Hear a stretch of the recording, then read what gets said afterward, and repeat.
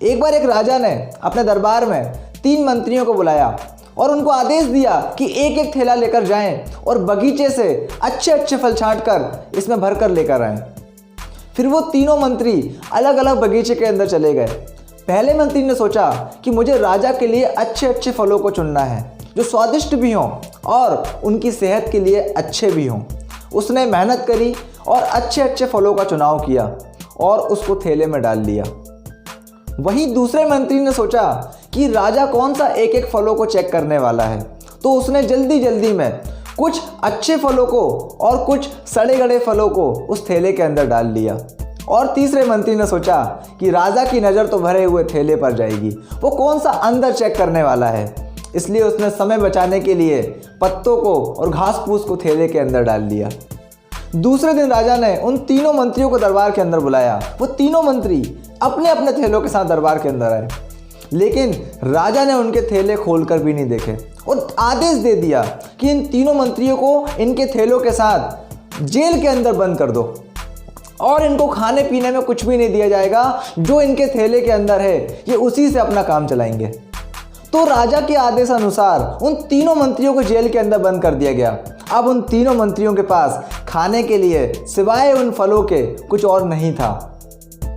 तो जो पहला मंत्री था जिसने मेहनत से अच्छे और स्वादिष्ट फलों का चुनाव किया था, वो मज़े से जेल के अंदर वो स्वादिष्ट फल खाता रहा। और जो दूसरा मंत्री था उसको कुछ फल अच्छे मिले और कुछ सड़े गले मिले।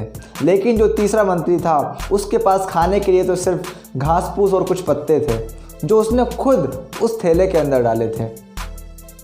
2 महीने की कैद के बाद जब पहला मंत्री जेल से निकला तो वो एकदम चुस्त और तंदुरुस्त था क्योंकि उसने अच्छे अच्छे फल खाए थे।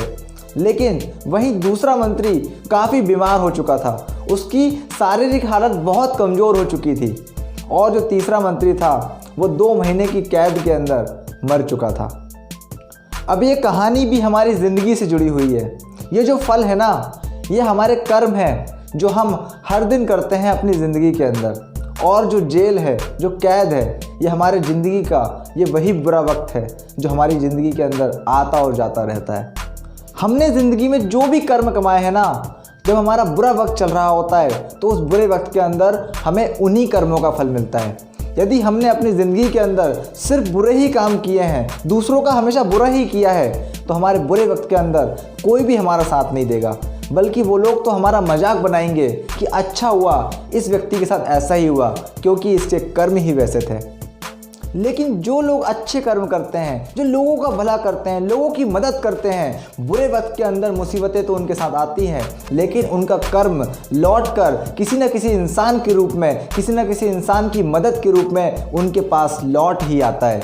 इसलिए ये कहानी हमें सिखाती है कि ज़िंदगी के अंदर हमें अच्छे काम करने चाहिए, लोगों की मदद करनी चाहिए। आपके अच्छे कर्म लौटकर एक ना एक दिन अच्छे फल के रूप में आपके पास ज़रूर आएंगे।